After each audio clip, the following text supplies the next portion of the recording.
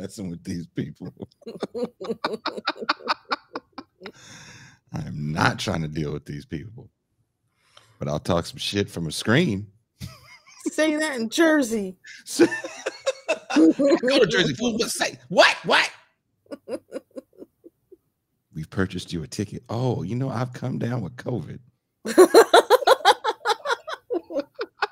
The last man with COVID.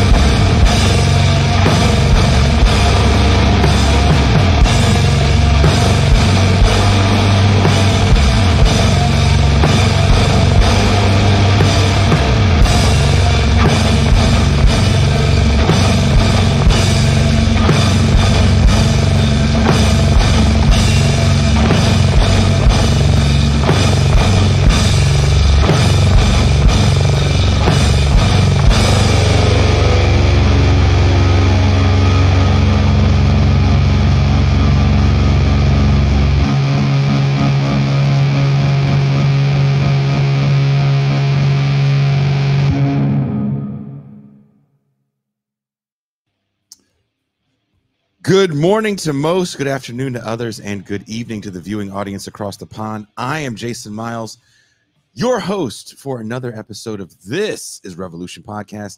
If you're new to the channel, please hit like and subscribe, and don't forget to hit that notification bell so you are alerted whenever we go live, as we're constantly adding new episodes and doing cross streams with other channels and always adding additional programming. Before I bring in the gang, I first want to thank all you subscribers, both to YouTube and, of course, the audio-only platforms, Twitch as well. Of course, the patrons. Without you, we couldn't do this. That being said, we're looking to have another movie night very soon. Jeremy sent me a suggestion for a movie. I want to talk to the gang about it first. It may be a bit much. We did have a lot of fun a few weeks ago watching Pump Up the Volume, the 1990 classic that you cannot find anywhere on streaming services. That was another thing that made that so much fun. That only here on TIR can you see that. So if you'd like to be part of movie night, be part of the live audience for the Pascal Robert Mau Mau Hour, be part of our call-in shows. There's only one way. Become a patron for as little as $3 a month or $30 for the year. It can all be yours. Now that we have that out of the way, let me bring in my co-host, my homie, my dog, the man of the Mau Mau Hour. He is the Pascal Robert.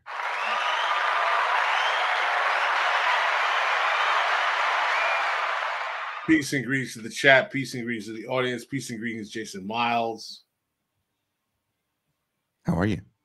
Doing all right on this wonderful Saturday afternoon. It is an afternoon by you. It is morning for me. I had a house guest this week. Give them an argument. Ben Burgess was down here. We were putting some stuff together for a whole entirely different YouTube channel that we're going to be putting out hopefully next month. And we're going to be doing some different stuff on kind of away from the political and even philosophy realm. It'll be more movie-based, more scripted. So we had to watch some films that we were going to talk about on this show. And like fools, I was up all night watching movies and then reading this very good book, which I thought was, he just dives right in. I was going to say an action-packed read, but I don't know if that works in this realm of books. But for me, we have to read so much of this stuff. I really appreciated Jay's writing style. It definitely falls in line with the books I really enjoyed from our friends like Cedric Johnson and Touré Reed. What do you think, Pascal? He's definitely in line with what I call the Reed tradition, without a doubt. Speaking of the Reed tradition, let's bring in the faceless voice of reason. Is she still flipping her hair? You know she got her hair done the other day, right? Did she really? Yeah, she was acting brand new on the show. Please welcome M. Toussaint.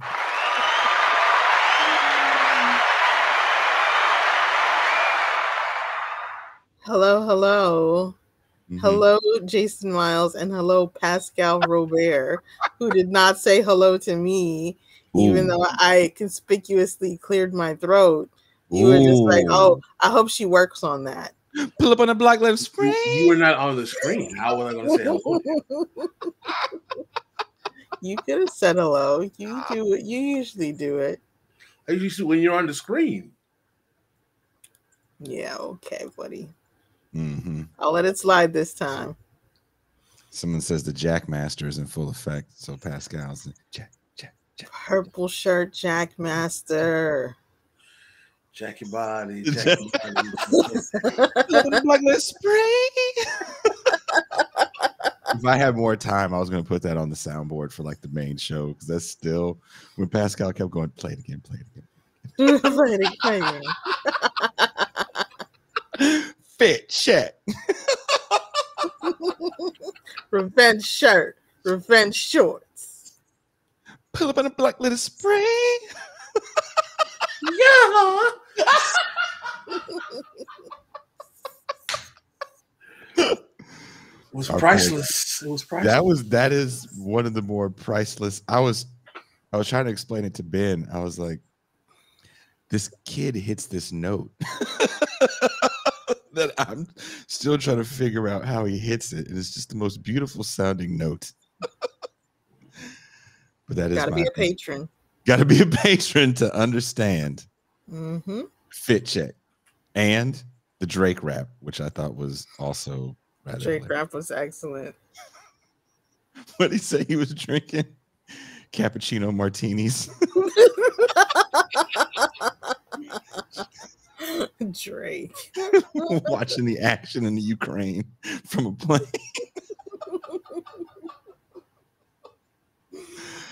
Oh, God. If you want to be a part of that, there's only one way. Okay. Let's get serious for a second here. Mm-hmm. As we have a very serious topic. What does it look like when depressed urban areas have every aspect of their lives surrendered to the free market? Even something that many of us take for granted, like public education. We've talked recently on this show with Bertram Cooper about affirmative action and its role in education, and how does public education function when it's seen no longer as a public good, but a municipal commodity. Our guest writes in his latest book, Expelling Public Schools, How Anti-Racist Politics Enables School Privatization in Newark. As Pauline Lippman has demonstrated in her study of Chicago, neoliberal education reforms, particularly shuttering public schools and expanding charters, are one of the key ways local and other levels of the real estate state advance rent-intensifying redevelopment, also known as gentrification. Contemporary neoliberal education policy, she argues, is constitutive of urban restructuring, closing public schools to places low income, vulnerable families by destroying one of the chief and often only anchoring institutions serving distressed neighborhoods or those newly targeted for upscaling. In contrast, the new charters, particularly what sociologists Molly Vollman and Elizabeth Brown call the prestige variety, are promoted by real estate developers as an important amenity to attract, serve, and retain the incoming gentry, while further driving up land values. In addition, the clustering of charters in zones targeted for upscaling, including in new build, quote, mixed use construction that combines upscale housing, retail, and charters, as exemplified in Newark's downtown Teachers Village complex, are part of the rent intensification repertoire deployed by finance, insurance, and real estate, with the crucial assistance of local state allies. The residents, be they owners or renters of the mixed-use buildings, combined with parents of the charter students, assist in the cross-pollination of customers from various commercial spaces and amenities. That is a taste of what we're going to get into today. Please welcome our guest, Jay Arena.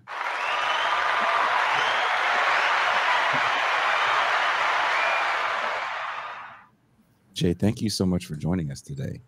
Oh, it's great to be on this show, you and Pascal.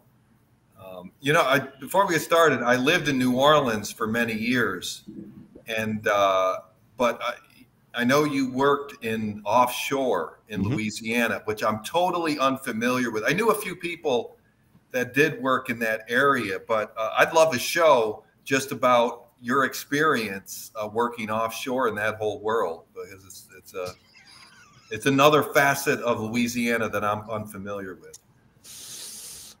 Sometimes we save those stories for the champagne room. They are, okay.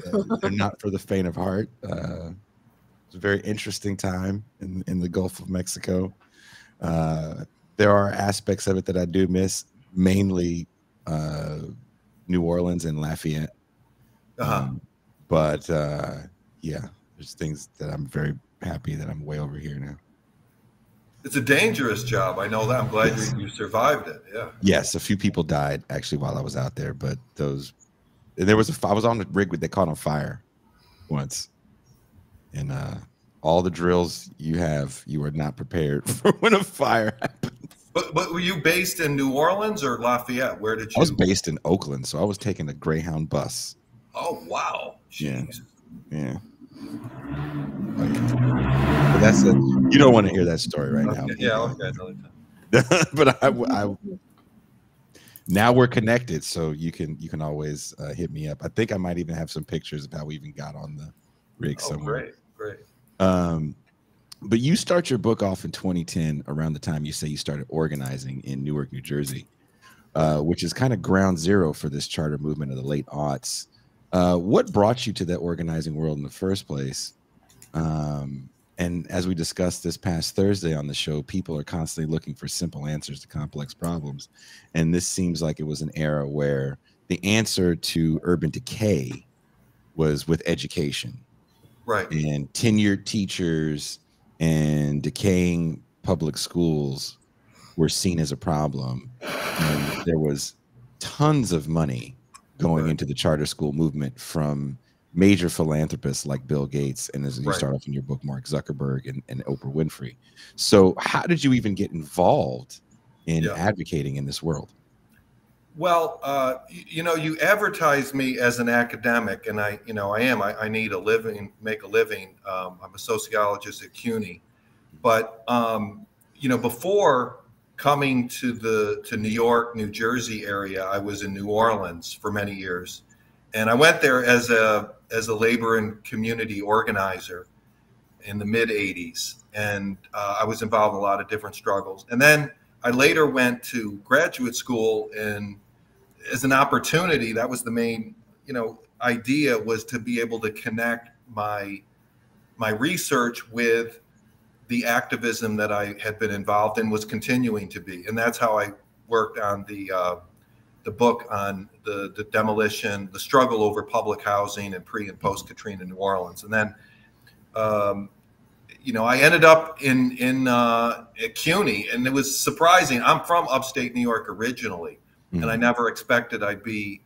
end up teaching in New York City. But at that time, they were still hiring full-time professors. So that was a.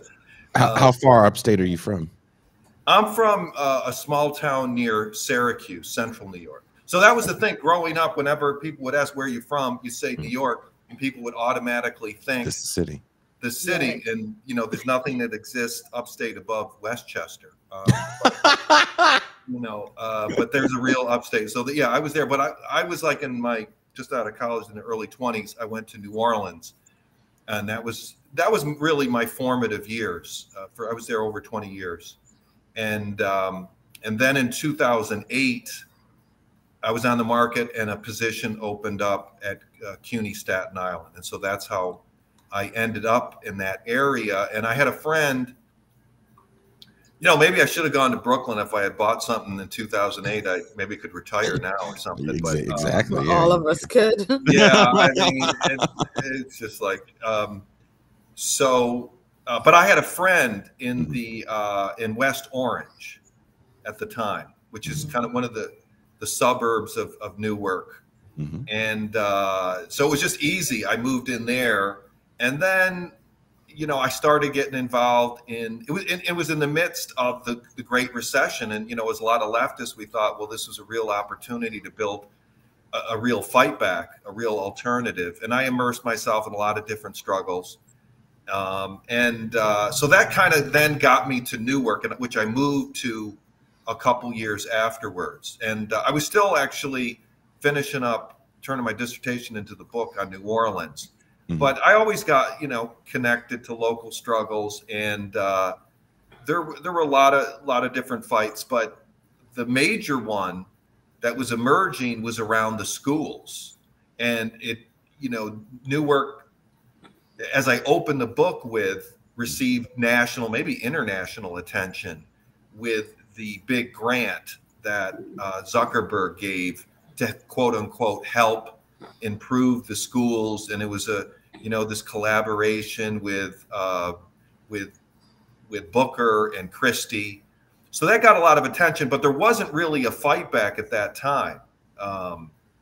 Well, Jersey was seen as like this kind of hellscape of depravity. I mean, we're getting out of the 90s where there was all the carjackings. So right. This total stigmatization of Newark, right? Maybe the most stigmatized major city in the United States. The way them in Detroit, I would say. Yeah, they probably vie. You know, I cite some articles digging up, you know, on how they were being slammed, and but that would be a good, interesting measure, you know. But of course, that's what Booker and Barack have been about, remaking the image, and I think they have done, you know, made some gains from their perspective in that mission.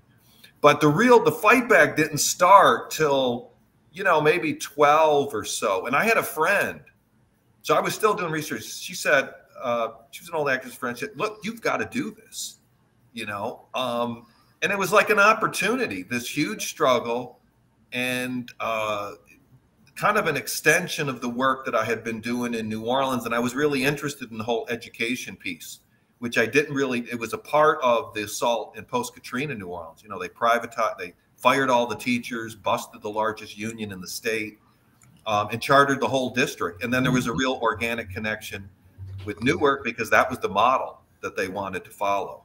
And so they kind of basically fell in my hands, fell in my lap, this whole study.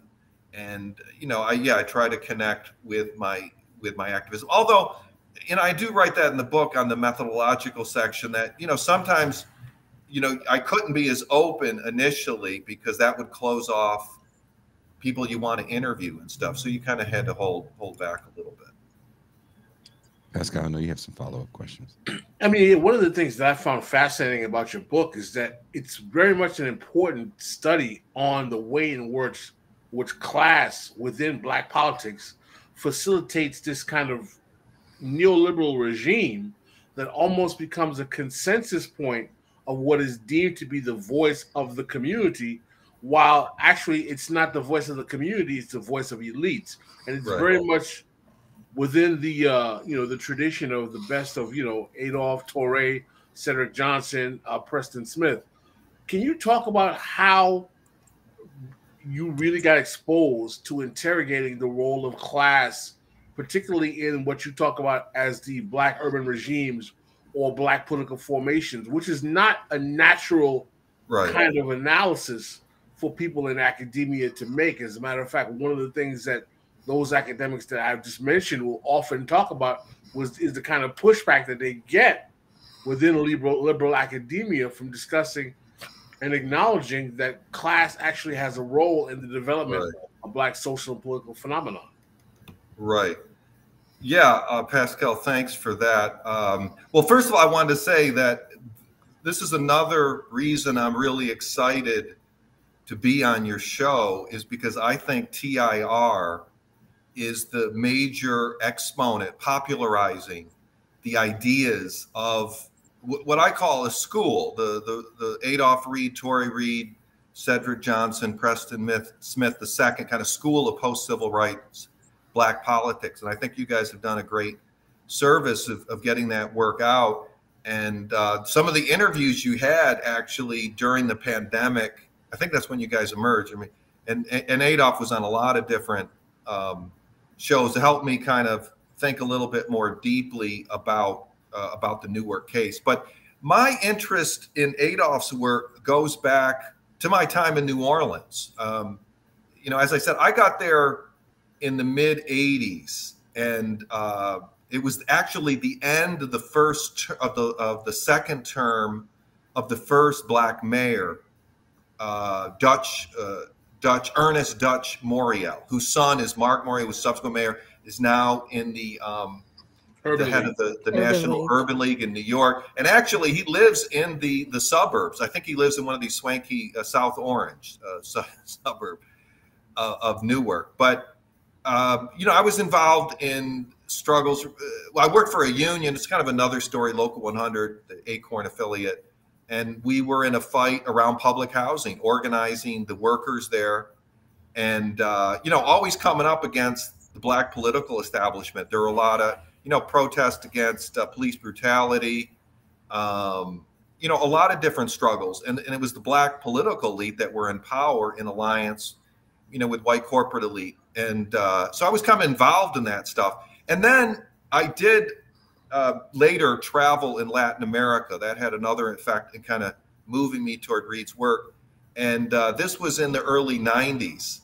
And I was just seeing all the whole neoliberal project being imposed around Latin America.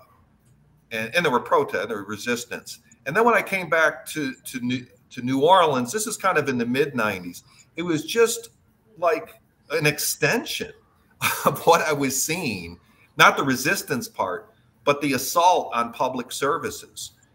So they were moving by the mid 90s from defunding, undermining these public services to the sell-off. Public housing, the public hospital, the school's a little bit later, and that all went on steroids after Katrina.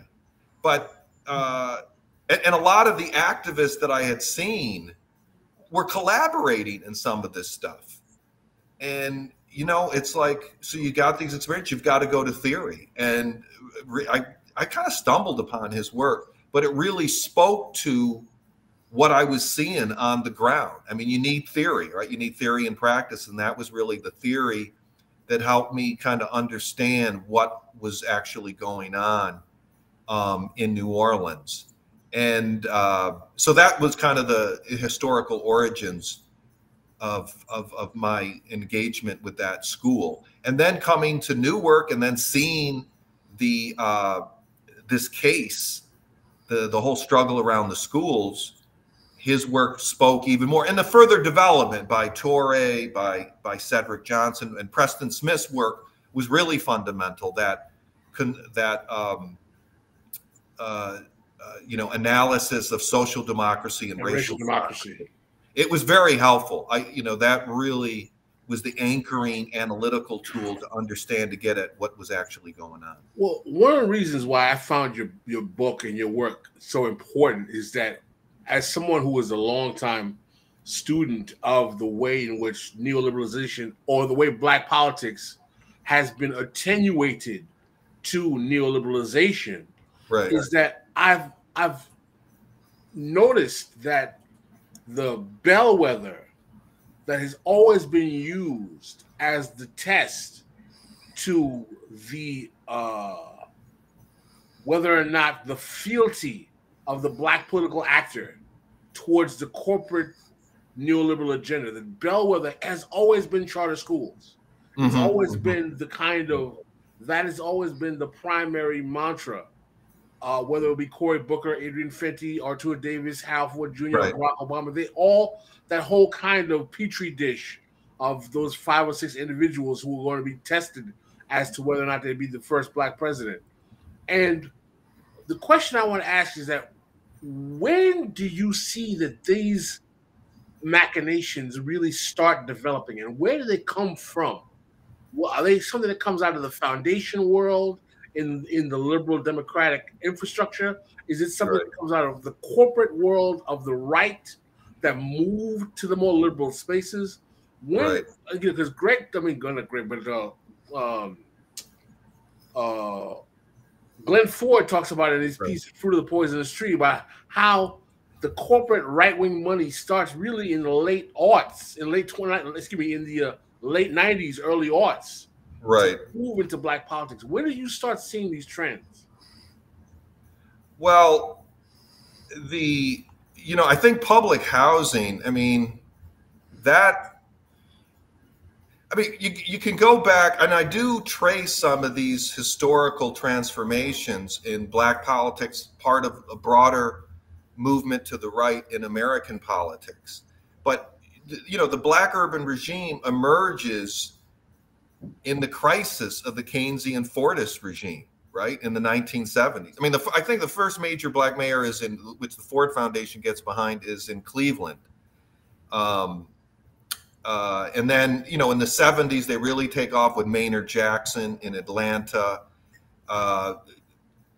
Kenneth Gibson in Newark, of course, in 1970, Dutch Morial, New Orleans. There's a whole host, majority black cities. And this is at the time that they're beginning to dismantle the whole Keynesian model. And I see kind of the black urban regime, and again, this is following Reed and works of others, that they become, they embrace and collaborate to manage the post-Keynesian city. And one example is the cutting edge reforms is Maynard Jackson, who, before the destruction of PATCO, the firing of all the public sector workers, busting the union, that was pioneered by Jackson in busting the sanitation workers union. And so this first wave were at the cutting edge, but they weren't at the level of, like in the St. Thomas development. They weren't demolishing. And I was like shocked. I was like, when this was happening, I'm saying, no, they can't do this. There's no way they're going to like demolish this whole development, but they did it, right? So there were kind of different stages. And this was part of the general movement to the right, in the movement of the right of the Democratic Party, in U.S. politics and generally. And then you see the move around public housing in the 90s with the Clinton administration. It begins kind of earlier with, cutbacks under Reagan, and then the left part of George W. Bush's, Bush Senior's he only had one administration. But then you see the move, I think Hope 6 was created then, and then it was really taken forward under Clinton and deepened. And so there you get in the 90s. And of course, they're still going after public housing. The last kind of holdout is New York City. And thanks to Joe Biden and Eric Adams, they're beginning the assault on the last city that did not go through the mass demolition. So this has kind of gone in stages. And then you see the schools around privatization I see it kind of around the 2000s, and the black urban regimes, majority black cities are a major target. Philadelphia, Baltimore, New Orleans, Newark, and then also Chicago, of course, as well. But before that, before the move to charters, there was also an assault, and I traced that in the introduction around the business roundtable, kind of in the 80s, following the Reagan administration's designation of the crisis of public schools. And they begin kind of the testing regime, which also becomes a component of shutting down the schools, because by setting up this testing regime, then you can designate schools as failing and justify their closure, and then turning them over to the public sector. And that's where, at that period, the early 2000s, that you see the foundations, the philanthrocapitalists, go into ascendancy and taking over the movement, because it is a movement. It's a movement from above, an elite-led movement. And that's where I kind of see it, the big, as you've mentioned, the Gates, the Walmart family, a lot of them in real estate and tech and retail as well, that they become kind of the cutting edge. And then you have implementers. And, you know, I see one of the most talented and most important of that cadre is Cory Booker.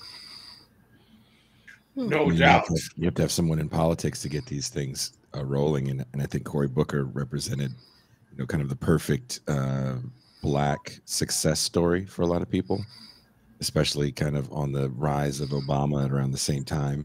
Right. And Right. in reading your book, it kind of made me think about this thing that I'm working on, this idea of the Mad Max syndrome, but how racial politics really takes the stage. And, you know, Pascal, you know this better than anybody, in the early aughts of this is going to be a time of vindication, especially with the rise of Obama. Right. And, you know, we had the failures of these major cities. And it always boils down to something about corruption, right? Never deindustrialization. Right. It's Right. about corrupt politicians. That's and just the ravages of crime. And we kind of fall back on underclass ideology, which was a lot of the talk for the failures of these public schools. It was kind of a mix of underclass ideology and the laziness of tenured teaching. right. So dismantling teachers' unions through propaganda.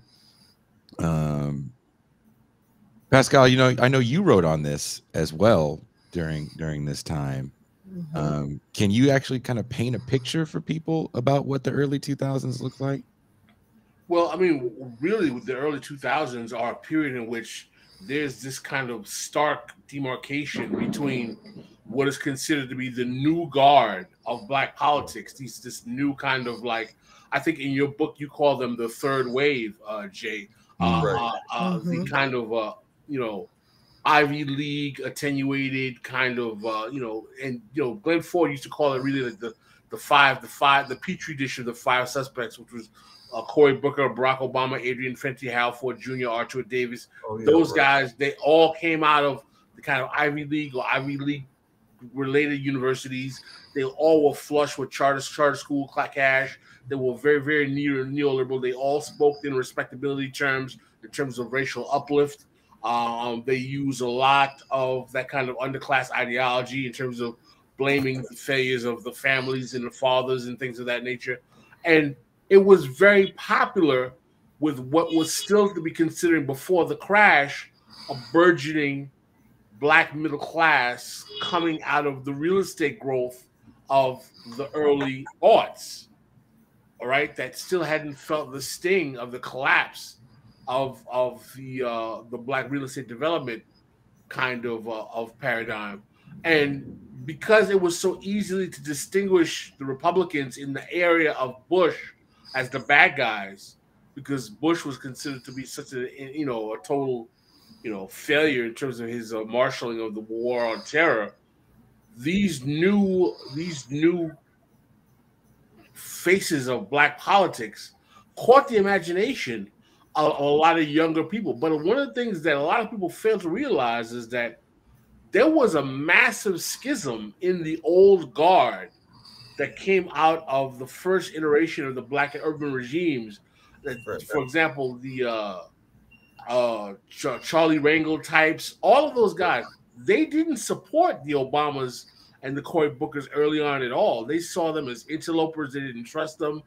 And it was really, as much as we talk about the phase of Black politics and the older generation, it was actually a Generation X and younger coterie of Black politicos that was pushing this agenda. And there were people who had no experiential connection to the 60s civil rights movement at all, besides what they had read in books, who were saying that, listen, I remember the guy I wrote in that piece, what was his name? Cornell Belcher, who was a pollster for Obama, talking about, like, I don't carry the weight of all these old guys from the movement of the past now. We're the new Black politics. They should see us as the new inspiration of what they aspired to do. All of this hubris, man, it was this immense amounts of arrogance. And, what's really fascinating to me, Jason, as you pivoted to me, is that in the wake of all of this retrenchment we're seeing now, affirmative action being gutted, the rise of the reactionary right, where are all these voices talking about we were the new black politics that were ushering the wonderful glory days that are about to come? When actually they set forth the neoliberal tone that was so distasteful to most Americans that they pivoted to the reactionary right and went to Trump. Right. JD, do you have something to say about that? Yeah, well, no, I agree wholeheartedly with Pascal's periodization of that change. So the way it played out in Newark is, Shark James he was the second black mayor. He was there from like 86 till Booker came in the early mid 2000s. And he had been, he carried out the Renaissance, did everything to revive downtown. He was overseeing the demolition of public housing. So he was on board, with the whole neoliberal project. But I think a lot of the powers that be did not see, and we saw that with other other elements of the black political class, that they were not up to the new round of restructuring that was needed, and particularly around public schools. And there was that whole discourse around corruption and that kind of thing that was used to kind of push them out. And so you did see James was pushed out. Booker ran against him in 2002, and with a lot of money from real estate and tech and finance, and then painted him as James as corrupt. And I think that's when Glenn wrote that piece in the precursor to the Black Agenda report. I think it was for the 2002 rate. And he went to the Manhattan Institute. And so that was kind of the new field of struggle around public schools. And I think they saw people like Booker would be much more effective in prosecuting that new front of the neoliberal assault. And I think they were right. They were very effective. But there was consistency with George Bush around the ideology of this is the new civil rights movement of our day. And so that was shared by the Republicans as well. And that's the way they framed that whole initiative as a progressive initiative. So I think that was an important part of their whole assault. Also, you point out the whole bipartisanship of Christie working with Booker. Right. And I think the average person really views politics as a binary theater of good and bad, which depending on what side you sit on. And whenever they think they see some sort of across the aisle truce, then it's always for the betterment of society. Yeah, right. So when it means government is working. Yeah. Because they're working together. Look at you. My God, the dead has arisen. Oh, stop it. Can you ask one of your questions, Madame Toussaint? Sure. What is the actual process of school privatization? Well, Toussaint, I wondered, are you from New Jersey? Are you from the area? I thought I'm from Queens. Oh, okay. Well, Queens is where Jeffrey, the House Speaker, he's a big promoter of charter schools. Yes, he is. And then there was a Shavar Jeffrey, but they're not. I don't think they're related. Who was very important in the Newark scene. But I'm from Gregory Meeks's area. Oh, Gregory Meeks. Okay, he's got another history too with Columbia, actually. Very good friend of Alvaro Uribe. But the mechanisms to turn public schools, local public schools, over to private operators does vary by state. But the legislation in New Jersey, which is, I should have done a further review of my book before this interview, but they were one of the earlier ones that passed legislation for charter schools. They're publicly funded, so there's a little bit different than the vouchers. which Booker was also kind of behind, where you get a certificate and then you go Right. into the private market to pay for a private school, whereas the charter schools are publicly funded but privately run. And that was the in the 90s that they passed legislation, and so the state had to approve it. It went through the State Department of Education, through the governor's office, where there's other mechanisms in other states. But a few years before that, Newark and other cities, Jersey City, predominantly Black and Latino cities, had their school districts taken over by the state. So the local school board, their authority was removed, and so it was this whole wave from the late 90s through James, through Booker's administration, and then into Barack, which is part of the story, was all part of the state authorizing these. And so that was the mechanism. But the real takeoff occurs. I mean, they were growing since the late 90s, but they really take off under the Booker Christie Pact in the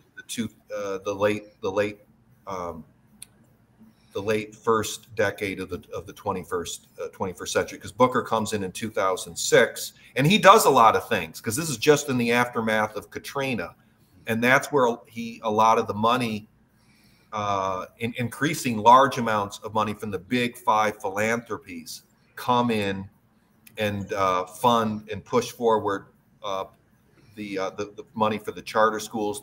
There's the Charter School Fund, Newark Charter School Fund, and a whole number of different mechanisms. And then when Christie is elected in 2009, that's when this pact between Booker and Christie is forged to fast track the kind of a shock therapy privatization of the public schools. And that's where they bring in their vetted superintendent, CEO/superintendent, Cammie Anderson, from the Bloomberg Klein regime, to kind of ram through this privatization. And that's when the real movement takes off. And then you get a movement from below. So the formal authority does rest in New Jersey with the State Board of Education. But also because there is no, and facilitating what it was, that there was no local control. And that's kind of the racial democracy angle. So that was important to get back local control. But what we saw kind of with Barack is separating the two, as Preston Smith would call it, separating racial democracy from social democracy. So the focus became only on local control, i.e. self-determination, as opposed to stopping the billionaire takeover of the public schools, which has continued under the successor Barack administration, though not to the same extent as under his predecessor, Cory Booker. And these things are seen as a failure. Like we have, back to what I say originally in the opening of the show, the reason for urban blight is, well, it all starts with education, right? Right. And you have an uneducated populace, then they can't get jobs. Right. I don't even think coding was a thing yet. Just jobs, right? We're not even really talking about the tech sector, especially in the early 2000s, because through financial deregulation, we also have to kind of take that. I think we have to take that into consideration, because so much money was made because of financial deregulation that the real estate lobby gets so much power. Right. During this time. Definitely. It's just cheap money. It's actually not even that cheap. Is everywhere. Everyone's financing every project, and you're seeing a lot of people in urban areas that can sell their small place they had in a dilapidated city, or even just purchase something with no money down without the need of state limitations. I mean, I think at this time, Pascal, tell me if I'm wrong, I don't remember off the top of my head. I think in the early 2000s, FHA loan limits were like 200 grand. And that's per county, you know, across the board with non-federal backed funding. You know, you can buy a $600,000 house in the suburbs if you got a 680 credit score, which isn't that high. And people were just evacuating if you had the means. And it kind of left this desperate population in these areas. And that's for me when the judging starts taking place. Oh, this is the failure. Right. Everybody needs their 3-car garage. And that's what success is going to look like in this moment. And I felt like this regime that you guys keep talking about, and I'm glad Pascal mentioned, a lot of these guys came from Ivy Leagues. And this is what we looked at as, listen to this guy. He's a smart guy. We still kind of do that to this day. And when I say we, I mean the grand. Yeah. No, a lot of good points there, Jason. You know, the focus on the schools is solving all the problems. I think Daniel Moak, I've got to get his book. It's a kind of critique of that. I've just saw it. I recommend bring him on. But yeah, that was you're right. That was the line, that these schools are failing, and so economic development can't happen. We've got to fix the schools. But you can't, obviously, and that was the movement. The movement from below was arguing that, right? You can't. You have to look at funding. You have to look at poverty, and they don't want to deal with that, right? The ideology of the charter movement was, it's all about the teacher, right? And the deadwood had to be moved out, and these go-getter teachers need to be brought in, and this new CEO run schools, and we can turn things around. I mean, they would say, you know, poverty doesn't matter; those are just excuses. And all of this was portrayed, right, as a new civil rights movement, as an anti-racist initiative. We care about the kids, and the unions do not. And there was, I mean, and I do critique, you know, the AFT, the NTU, they are kind of their history, which opened the door for that criticism by the movement from above, because they kind of focused on kind of narrow interest and not fighting for the communities that they serve, which is a real strength for public sector unions, right? They're in an interdependent relationship with the families, with the students, and that can be a very powerful movement, but you've got to concretize that by raising kind of common demands. And by staying narrow, that opened the door for the right wing attack and portraying their movement as a progressive one, the civil rights movement of our day. And the other point, and you know, you can always criticize. I think I should have done more on what you just pointed to, this huge redistribution of wealth to the fire sector, which provided them with, you know, a lot of resources to launch this assault. You know, I think we forget that moment because we're looking back at it from so many different vantage points. And I was in that world for so long, and I remember the power that real estate had in that moment, and the power that it gave a lot of people that had a little bit of something. So I saw in real time what I didn't understand until a little bit later, which was kind of this destruction of traditionally Black neighborhoods, especially in places like the Bay Area where I'm from. Right. So where I'm from in Richmond, California, everybody got out when they could. You know, if you had a house, someone needed to buy it. There was someone underneath you that could probably now afford your house, and you probably owned it free and clear, because people that bought houses in the 80s and the 90s, you're talking about people that paid $25,000, $30,000 for a house. Right. And they probably paid it off by the time we hit like 2000 or close to it. So you're in such a positive equity position that a lot of people were playing with 6 figures. So they just all try to go out to the suburbs. And you know, a couple things happen in places like California. Number one, you had a blow up of the suburbs, like, you know, I had never seen in my 40 years of life in that time frame. And then you had these ghost towns that were created as soon as the market crashed, where you literally had lawyers that told you when you were filing bankruptcy to let your house go. You know, like, hey, you're so underwater in this home. You paid $800,000 for a house in Tracy, California. It'll never hit that level again. And the market's evening out. You might as well just bail. And then housing became a little more affordable in the urban areas again, as they were, you know, blowing out a lot of these old factories and turning them into lofts. Right. And I know you guys saw the same thing in the East Coast, as well. So, you know, what then happens to all these areas? Because it's not just urban areas that are affected, especially as we get into the 2010s. You start to have these suburban wastelands that we don't really talk about that much. Right.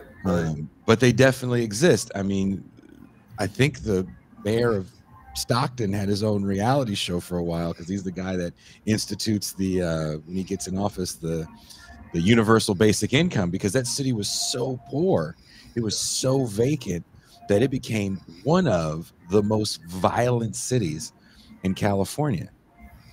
More violent than Compton, more violent than Oakland, you know, more violent than South Central.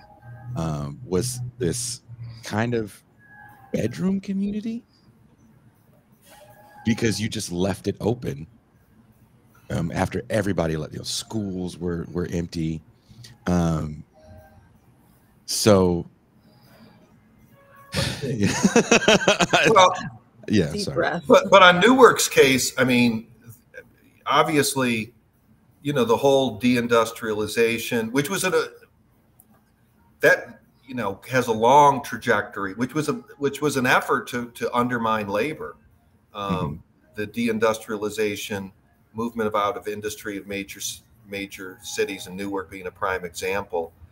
But now, you know, in conventional capitalist terms, Newark is on the rebound, right? You know, it was funny. I posted this on my Facebook, but there was in the New York Times, this was a few years ago, my hometown, Fulton, New York, was in the New York Times along with Newark. And my town, and the line on Fulton was, you know, all the industry is closed, and you know, it's on its back, which is true. And the one way of upward mobility was working, getting into supervisory position for Walmart. And frickin' Walmart, to avoid the city taxes, like had built their operation just outside the city limits. And so Fulton, you know, deindustrial, it's on its back, things are in trouble.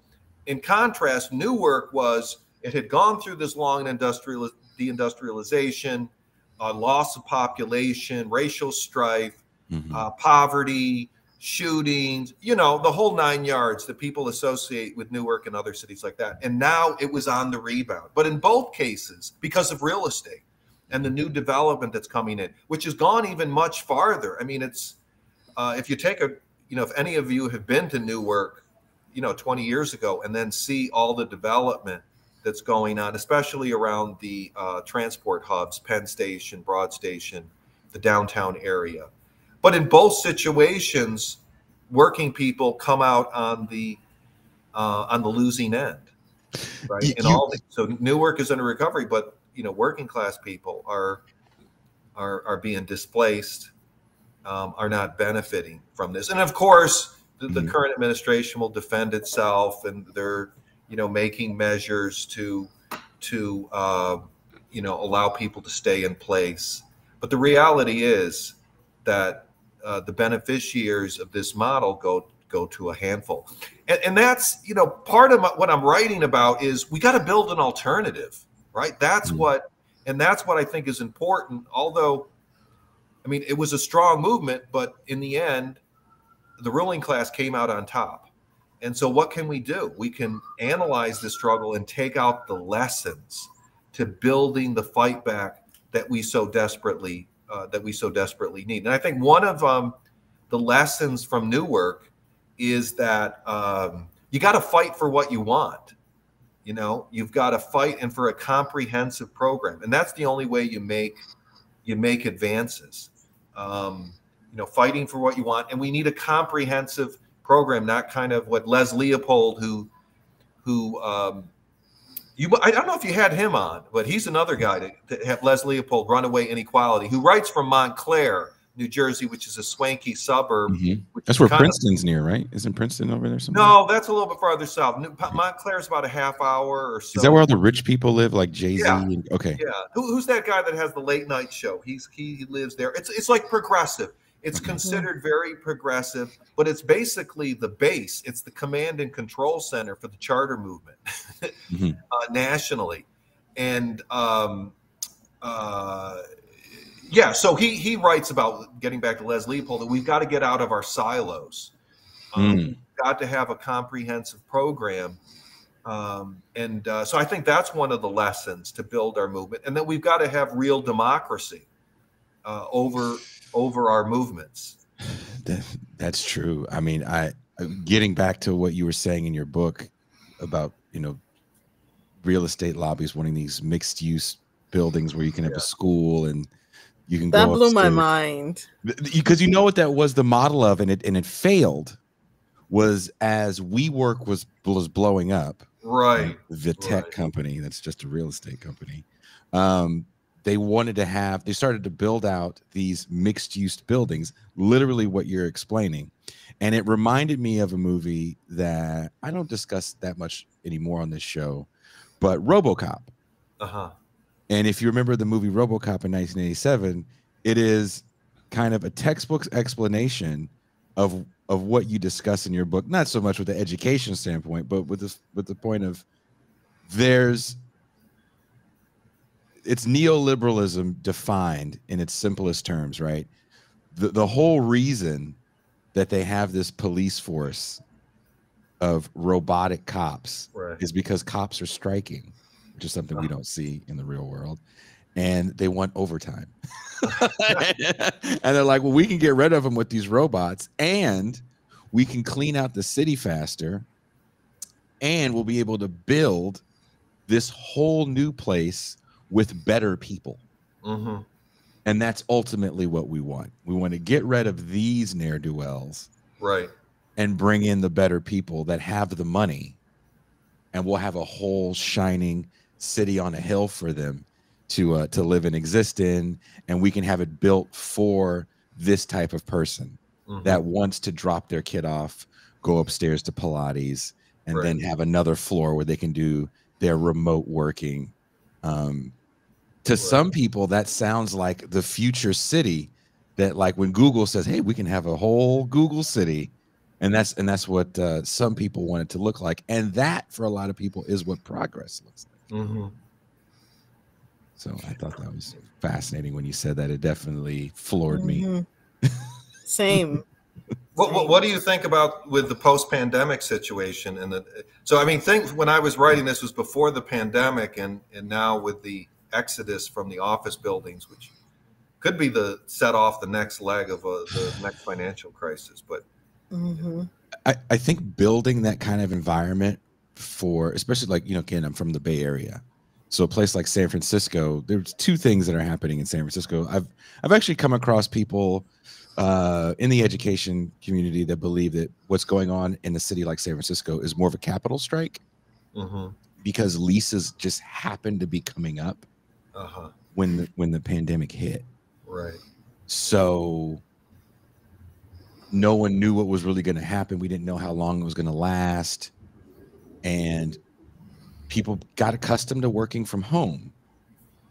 But you could bring those people back to work if you had an office that looked like you describe, right? One of these future offices where I can drop my kid off at school. Maybe there's daycare, blah, blah, blah, blah, blah. So when which all would be nice. I have no problem with that. Yes. Especially if you can make it affordable, right? Who gets to enjoy those? Yeah.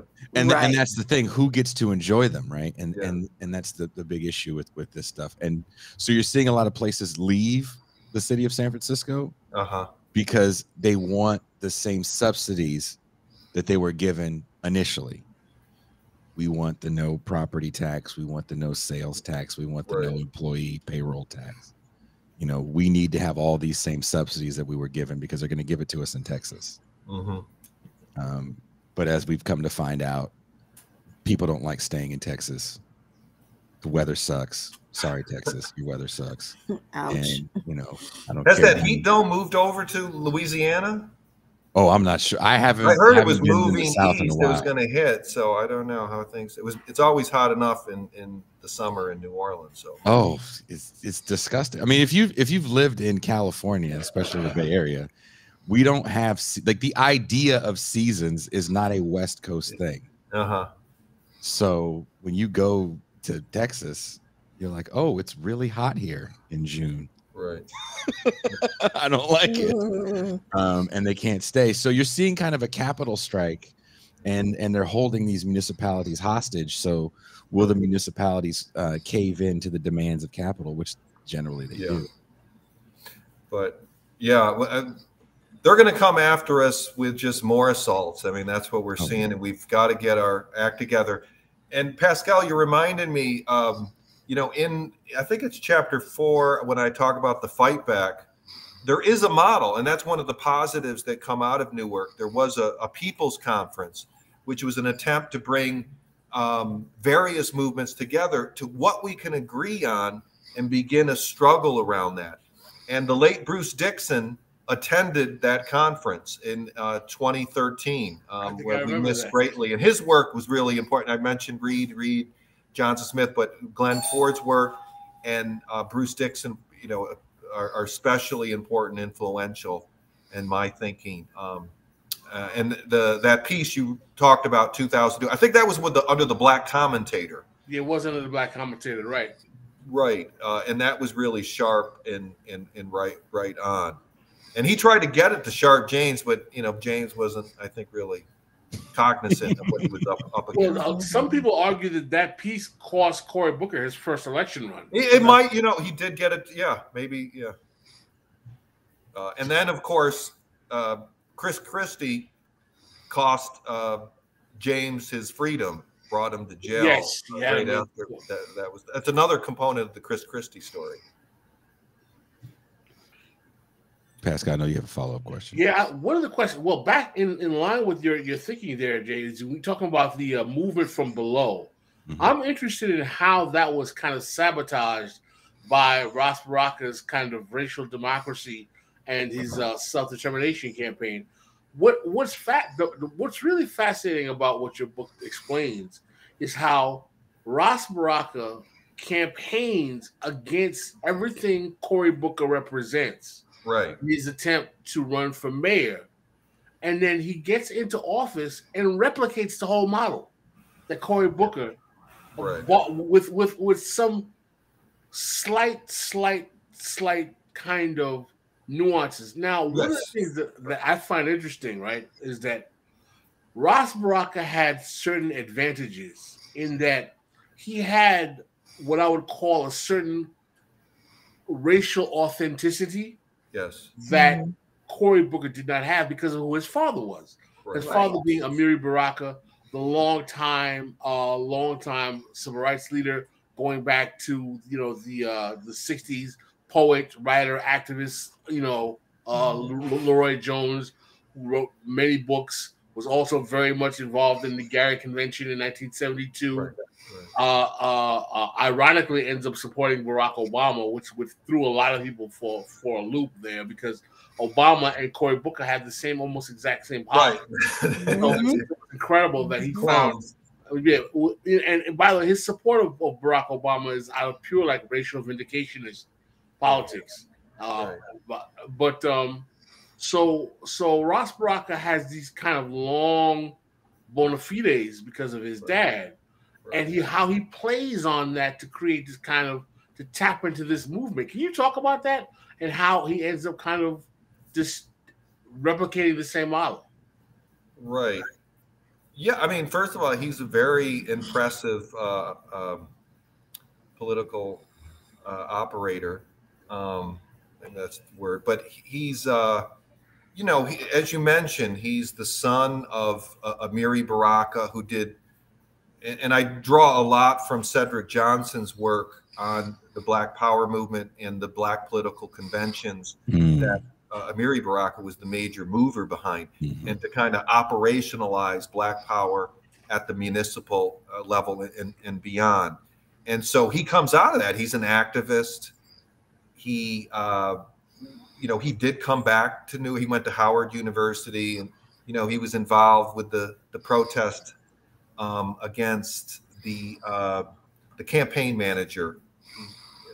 The name escapes me at this point, but he was on the board of trustees of the Howard University, and he was the one that developed the racist Willie Horton ad. So, you know, he's an activist there, sit-ins, and he comes back to Newark, and he's involved in a lot of different grassroots police brutality stuff and other stuff. But he a number of times he did run for office and wasn't successful. What really catapulted him was the movement, this movement from below in the face of the Booker Christie shock therapy plan to privatize the public schools, to do another New Orleans. And he rides that movement. And his, you know, he went up against Shavar Jeffries, who then becomes head of the Democrats for Education Reform, which was basically, you know, finance's attempt to push the Democratic Party in a full embrace of privatization. And so it was a real referendum. You know, the New York Times acknowledged it. It was a referendum on charter schools. And although Baraka was totally outfunded by Shavar Jeffries, I think, you know, his money was basically the unions, from what I gathered.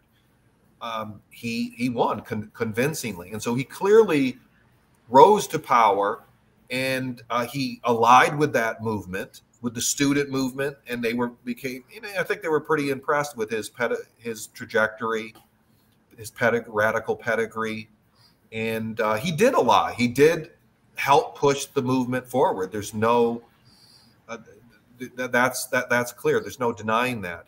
But at the same time, you know, he was open about that, committed to this rent intensification. I use the term. I think it's better than gentrification because it focuses on the economic mechanisms behind that. You want to raise real estate prices, and charters are a key component. And so there was the real contradiction. You know, he's riding this movement, but at the same time, he's committed to that rent intensification development agenda, which charters are a part of. And he's opposing, you know, presenting himself as the total opposite of his predecessor, Booker. But again, he's still committed to the same development agenda. And so increasingly what you saw was kind of a deep sixing after his election, the deep sixing of the focus on charters, on privatization, and an overwhelming focus on local control, racial democracy. And he was able to manage that. He was, you know, able to walk that tightrope. And, you know, he's a very skilled operator. And the union, you know, so there was him, and then, you know, the NGOs and the union bureaucracy of the NTU, the Newark Teachers Union, the AFT affiliate, also kind of helped buttress his rule. And the kind of movement from below was kind of splintered and was not able to mount the challenge after Baraka took power. So basically what you're saying is that Baraka was able to use his appeals to racial fealty to neutralize a grassroots teachers movement to challenge privatization by appealing to racial identity. Yeah, it was that, but it was also, you know, as opposed to his father, which was trying to unity without what was the slogan? Unity without conformity. You didn't have to agree on anything, but the whole Black community could kind of come together, and because of the, you know, how racism that affected the whole community united everyone. There was that kind of element too, but it was also an anti-racism. And so after he's elected, part of his bridges to the charter movement legitimating them was that they were anti-racist. They love our babies. You know, that's their real concern. And so it was kind of this anti-racism too that brought in the charter movement, because they are, you know, he said, you know, although he had skewered that ideology during the campaign, afterwards, he says, well, maybe there's something to that. You know, they say they're a movement. And so maybe there's something behind that. And we've got to work with everybody that loves our babies. And so, again, anti-racism as opposed to privatization, social democracy, you know, becomes secondary. Tucson, I know you had a question. I'm going to give a quiz to everybody on the book. Everybody in the audience. Yeah, I'm giving you the cliff notes here. I wanted to focus a little bit on the social democracy versus racial democracy point, because I think it's so important. Can you just say a little bit more about that in general? Yeah, well, again, I have to give kudos to Preston Smith II. You know, now, so again, you need a theory, you need an analytical framework, and so the racial democracy is basically, as before, that we want kind of strict equal opportunity within a capitalist system, and maybe the radical edge is kind of the neoliberal definition of justice, is that all the goods and bads of capitalism are distributed on an equal basis. And I think Walter Ben Michaels and Adolf talked about that. You know, there's African Americans are 12, 13% of the population. Well, under that model, 12 to 13% of the billionaires should be Black or Hispanic or, you know, LGBT or whatever oppressed group you're referring to. So, you know, or who has to have their house next to a toxic waste dump. You know, it shouldn't just be Black and brown communities in Richmond, California, where Jason's from, but those should be equally distributed. So you still have to fight for racial democracy against any kind of inequality. But social democracy is that, you know, you have a basic needs are guaranteed for people, regardless of income, right? Education, healthcare, housing. And so the class element is included in social democracy as opposed to the racial democracy. And so how that played out in Newark was, again, the focus was racial democracy getting local control from the state, ending kind of this neo-colonial tutelage that a Black and brown city like Newark had been subjected to. And so that was also important to the privatization, that the lack of local control. But it left off the table the whole issue of the continued privatization, the handing over of these schools to the billionaire class for their commodification and rent intensification agenda. And I also say that by not taking on the class component of this struggle, it undermined the racial democracy, because it was kind of bogus. If you have half your district in the hands of these billionaires, of these charter school operators, and your big chunk of your budget, because Toussaint, you asked about how the charters operate and the mechanisms. Part of this is that every student that goes into the charters, they get 90% of the funding from the local district. So it's kind of this defunding of the system, right? And that's how people, you know, go to the charters, because you're dismantling the public sector, funneling all these resources into the private sector. And of course, that's where the people follow. But the more and more that these are in the private sector, you're undermining what any kind of meaning that local control has. And so so it's not to say you don't fight for racial democracy, but when it's decoupled from the class fight, from the social democratic fight, an anti-capitalist fight, it becomes an empty signifier. one of the most important aspects of the analysis that Preston Smith makes in his book, Racial Democracy in a Black Metropolis, about racial democracy, is that it inures benefits disproportionately to Black elites. Right. Because they're the ones who are brokering the terms of the engagement. So as long as the racial democracy is about putting race first, the first tier of the race first, people who get the goods and services or fatback and biscuits, are going to be Black elites. And oftentimes what ends up happening is that they're the only ones who get the benefits of those types of negotiations.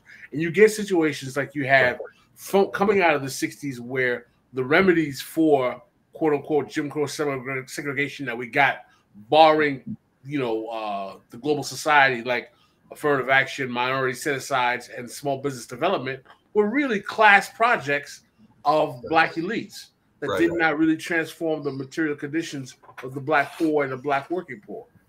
Right. It's a class agenda, the race agenda. Yeah. And that was clear when you look at, I kind of make this division with the Black professional managerial class, the earlier generation kind of tied to the Keynesian model, and then the other newer young Turks who materially benefit from the dismantling of the public schools and the charterization. And there's a whole layer that was brought in. I mean, you mentioned Harold Ford. I don't know what kind of connection he has to the charters, but there's a whole layer of the new elements of the Black professional class that really were put on the payroll, and some of the old generation. So we were talking about that split. Pascal, you brought that up, but some of them were brought in, and the most notorious is Al Sharpton, because he actually he was criticizing Booker early on, and Jesse Jackson and Sharpton came to Newark, campaigned for Sharp, and criticized Booker as, this interloper, inauthentic, that he used that kind of authenticity language. But by 2008, a couple years afterwards, he had embraced the charter movement, and he went out on a tour with Newt Gingrich to promote Barack Obama, excuse me, Barack. I get my Baracks. we had a protest, actually. Booker, Barack, and Booker. Three bees, man, the killer bees. Oh, because Obama came to Newark after Barack had been elected, and he was embraced. Although, Obama did more to push forward charter schools than any other president, arguably. Oh, yeah. But some of that older generation, was won over, but particularly the newer generation, it had been positioned in different components of this well-funded movement from above. Yep. But yeah, you can't. I guess it's not surprising with Sharpton. I mean, that guy follows where the money goes. That's what they call him, a federal agent, CI agent number 7. Yeah. Federal informant number 7. Pascal, I know you have another question to ask. Yeah, well, the major question I wanted to ask you is that in this time of racial retrenchment that we're seeing with the rise of the reactionary right, what exactly do all of these internal kind of class divisions that we've seen that have played out in the left flank of Capitol with Black politics, and how they've ended up getting us to this position that has been a real failure of the Democratic Party's ability to really do any type of downward mobility type policy that addresses the needs of poor and working class people overall, but definitely poor and working class communities of color, Black and brown particularly. What do you see as the capacity to have coalitions from below that challenge what we're facing right now in the wake of the way that everyone seems to be so willing to be bought out for a dime? Right. Yeah, I mean, you guys have done great work and interviews on the class dynamics of the affirmative action, which we have to defend. I want to be clear, denounce the Supreme Court ruling. We should defend affirmative action. But as you have documented in an interview, there's actually a good article in the Times today looking at how few African Americans and Hispanic students actually benefit from the affirmative action in higher education, which is at these top universities, not places like where I teach at CUNY. And so I think we need to combine the racial democracy with a real class agenda. And in fact, if we had a real like free higher education, and which I argue students need a stipend, they need housing, places like New York, you know, all the, and that's the public sector unions are in a very strong position to mount that kind of struggle. And that's the only way they're going to win, if they combine racial democracy with a social democratic agenda, which would be an anti-racist agenda. If at CUNY we had a return to a free CUNY, and we had stipends, and you know we had a part of it connected to a public works program, that would be a hugely anti-racist initiative. And so politically, I think we need to and that's what I've been fighting for in my union, the Professional Staff Congress, that we need to connect our struggle at the workplace with the students that we serve in the broader working class with common demands. I have some differences with Jane McAlevey, but she does talk about that organic, that's the real power, as opposed to, say, auto workers in Detroit, or the port workers out in the Bay Area where Jason is from, right?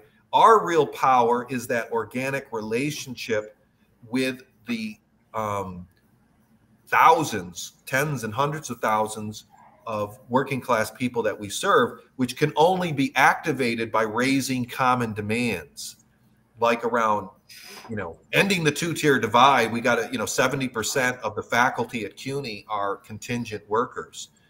And we're facing 7% cuts. They're going to throw more people into the street, bigger class sizes, a whole host of problems. So we've got to raise demands around that, around the workplace, but around free higher education and making the rich pay for our demands, which they did in West Virginia in the Wildcat strikes. I mean, they went and sat in on the state legislature. So I think to turn around this fight back, we need a combination of the RD and the SD fights, and emphasizing how a social democrat fight is and you know, we don't have to get caught up in that stuff. It is an anti-racist initiative, and would actually be more affect a broader layer of Black and Hispanics, working class people, than this affirmative action, which I'm not saying to dump. And that's the kind of fight. But we're going to have to. There's obviously the right and the Democrats, but even in our mass organizations, there's real obstacles in our unions to violate the narrow strictures around public sector bargaining, and the silos, getting around the NGO funded, directed, single issue movements that beset what passes for the left in the US. That's kind of our trench that we've got to traverse in order to beat back the attacks that we're seeing. You know, and they're multiple. You know, it's good Sotomayor slammed this decision by the 6-person majority, although she kind of focused on how it will detrimentally affect national security, U.S. imperialism. So we got to fight against it. But then she had no problem a few months before, weeks, in the anti-union ruling that said these vicious corporations can sue unions that go on strike for damages. You know, so yeah, racial democracy, but we got to have a class agenda or we're lost. Pascal, I hope, did that convince anybody? Sign up in the chat. Build the movement now. Pascal, do you want to follow up? No, I totally agree with the analysis, and I wish there was something that we could get more people to realize that we've actually had 50+ years of racial democracy. We have not, you know, this argument that people have is like, oh, class. It was the class projects that betrayed Black people. When have we tried them? We've had 50+ years of race first that have caused the greatest wealth gap amongst Black people that we've seen since the end of Jim Crow. All right. During the 30s and 40s, when black left were actually working towards social democracy, we actually had increase in black labor gains, unionization during Jim Crow. Right. Great society programs that came about as a result of actual cross-racial coalitions. But again, people want to talk about the race-first agenda, and that's the only way because we're going to be betrayed. Well, if the black elite have been betraying black people for over 50 some odd years, why exactly are you so shocked that we have the conditions we have right now? We don't talk about abandoning them. Yeah, I mean, and we, you know, it's a real loss with I mean, Black Agenda Report continues and important, but with the loss of Bruce Dixon and Glenn, who kind of really drove that home consistently.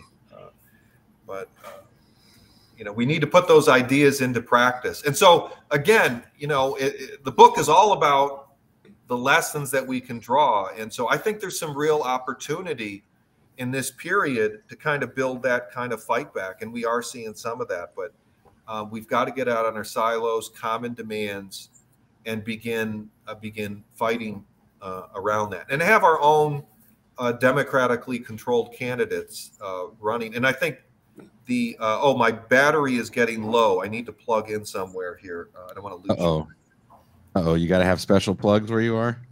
I'm going to have to move. Are we near the end of the first round? Or yeah, we don't go to the champagne room. We don't go to the champagne room on Saturday. If you have to go find a plug, we can start winding it down. We have been talking for about 90 minutes now. Oh, have we? It's been so fun. This is great. Toussaint, I know you have some, just one more question, right? Yeah, just one more. Go ahead. You know, and maybe you've answered it. What is your goal with this book, and who is this book for, besides me? Well, well, that's a good question. I mean, part of it is I'm here with my friend here working at this hotel. So one of it is, to be frank, very practical. Yeah. Oh, okay, great. Is to get a promotion. You know, as they say in academia, publish or perish. So one of it is, to get a promotion. But more fundamentally, it's, you know, I quote Rosa Luxemburg, who was murdered by the, I'll bring in social democracy. She was murdered by the Social Democrats. But she said, you know, in defeat, the most important thing is to take, even in the midst of defeat, is to take the lessons for our movements, for working class people, to draw out the lessons from our defeats to strengthen our movements in the future. And so I am going to, you know, I really appreciate you giving me a platform on your important show. And there's a lot of people on the show that are bringing theory and practice together. And so I want to reach out to more activists to talk about the Newark experience, which was an important, you know, it was an important movement. I think it was one of the most important of the post-Great Recession movements in the U.S., and especially around the fight around defending public education, which has been one of the most important fight backs. But there were some real limitations, some real obstacles, some real trenches that limited how far this movement could go. And so I do hope to you know, get this into hands. I'm on sabbatical next year. In fact, I'm going to be around the country. I've been reaching out, cold calling, cold emailing people, academics, activists, to be able to speak. I'm going to be in Columbus, Ohio, where my stepson lives. I'll be out in Boulder, Colorado, which I've never been to. I have a brother out there. I'll be in New Orleans, but I'm just trying to meet activists and academics too, to get the word out about the Newark experience and the lessons, and for building the movement that we so desperately. I mean, things are getting worse. But I think there are some real opportunities that are emerging. What did Gramsci say? Pessimism of the intellect. Optimism of the will. Thank you. I gotta have all these, ding, ding, ding, ding, ding, ding. I gotta have all these goodies, you know, right next to me on these interviews, so I don't draw a blank. Right. Have like Post-its all over your thing. Yeah, Post-its. So instead of like positivity, you know, like an ocean, and teamwork. It's just like Gramsci and Rosa Luxemburg quotes. You know, be careful, then you'll just turn into Norm Finkelstein. We don't need to. We don't need to. Pascal, do you have anything you want to say in closing? I really want to say I appreciate you being able to speak with us, Jay, and introduce us to this really wonderful piece of work that exposes exactly the way in which these contradictions play out in urban environments around education. I mean, it's a very important book. Again, the book is called Expelling Public Schools, How Anti-Racist Politics Enables School Privatization in Newark. Anywhere you are listening or watching this show, there should be links in the description to the book. There definitely should be links in the chat. Tucson, are there links in the chat? Yeah, there will be. There are definitely going to be links in the description when this goes up. There should be a link in the description already. There definitely be links in the description for the audio only podcast. Please check the book out. Like I said, it is a very engrossing read. Yes. From the moment you pick it up, it starts off with a great Adolph Reed quote from Class Notes, and Jay just starts ripping into the kind of the history. It was therapeutic. Yeah. It read like it. Yeah. I could feel the fingers moving as you were typing. You know, as I was reading, I was like, oh, man, this was some fiery fingers. Like, I got your ass now. So I can feel it. And that's how you know it's a good book, when you can feel the passion. Sure. But thank you, Jay, for taking the time to from your vacation. Mm-hmm. You got your Tommy Bahama shirt on, so we know when the Tommy Bahama's on. You know, it's vacation time. Well, yeah, thanks again. It was great being here. I look forward to your future. I do my workouts listening to TIR. So I hope you laugh a little during your workouts then. Oh, yeah. Yeah, it makes it good. All right. And I hope you heard Pascal on the pull up in this block, let him spray. Inside joke in champagne room. Oh, okay. I hope to see you guys live. Pascal, it seems like we've met, but it's been through Facebook and stuff. I think that's probably what it was. But hopefully, when you do your next live show in New York, I'll be able to catch that. That would be great. Yeah. Steve said you're sad during your workouts.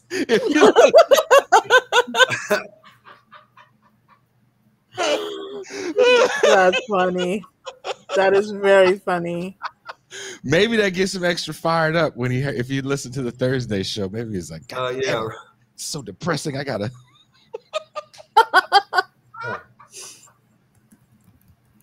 I'm so goddamn depressed now. Fucking Jason. Mm-hmm. We're gonna need Pascal to jack our way out of this.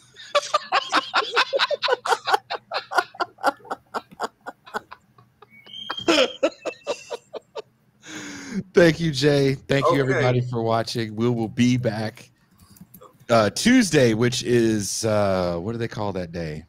4th of July, brother. Sure. Yeah. Now I can say you people's Independence Day. Our Independence Day here in Mexico is on a different day. Revolution Day we have. We'll be back talking about Thailand and the sex trade. It'll be equally as depressing. So there you go, Steve. Mm-hmm. Take that. Someone says hate Whitey Day. They called Independence.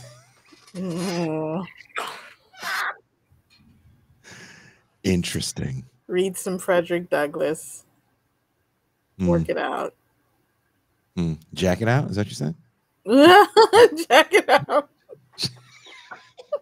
Jack it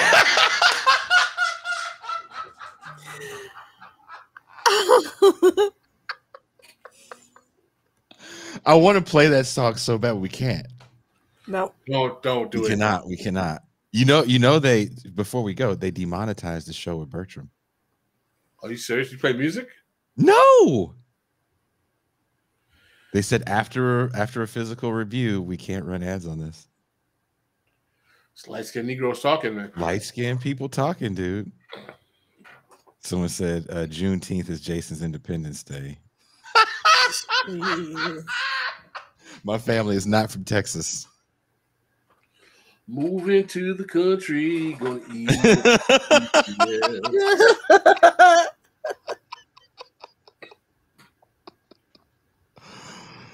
Oh, Jason was flirting too much with Bird. Hey, dude, maybe. I can't believe that of all the shows, there's like been at least 10 shows in the last month that they were like, nope, we've had a physical review, and you can't run ads. Some of them have been Ben's philosophy show. Yeah, this is too much, dude. We lost. I don't know what we can do. Oh, look, Toussaint's gone. She's so depressed. She said, F it. She had to go do her hair. Did she show you the hairdo? Did she show you? No. Oh, my goodness. It was just like, she was just running around like Diane Carroll when she had that. What's the TV show Diane Carroll had back in the day? She's back. Haitian Diane Carroll. Can you hear us, Haitian Diane Carroll? We lost her. We lost her again. She failed. Someone says White Guy Wednesday is fine. No, a White Guy Wednesday show got demonetized as well. I can't remember which one it was. I think it was the one with Spencer on it. Well, that's not surprising. The Iraq War show with Spencer on it, I believe. They wouldn't let us run ads on as well. We've tried to go over what it could be. We don't know. We tried not to curse. They won't tell us what it is. And we're not big enough to have a guy inside. We lost Haitian Diane Carroll once again. So maybe that is our cue, Pascal, to take off. There you go. I haven't slept. I'm sure you haven't slept much. I will see you.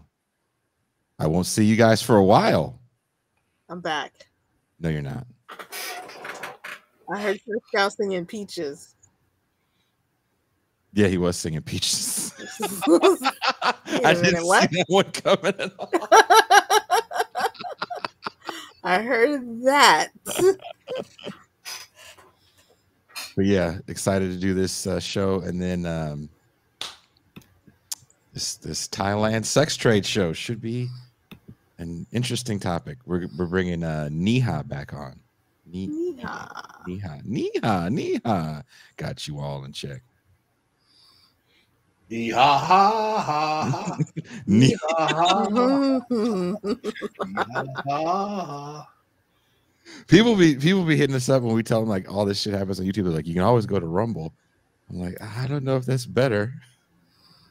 And we'd have to spend another 4 years to build a following. There's always that. Yeah. It's not like everybody would come over. So we'll just cross our fingers and hope that they stop being so mean to us on YouTube. I don't know what we're saying. It's racial, man. It's racial. You know what? She left again. All right. You know what? Let's get out of here. This Negress keeps leaving. Negress! We are out.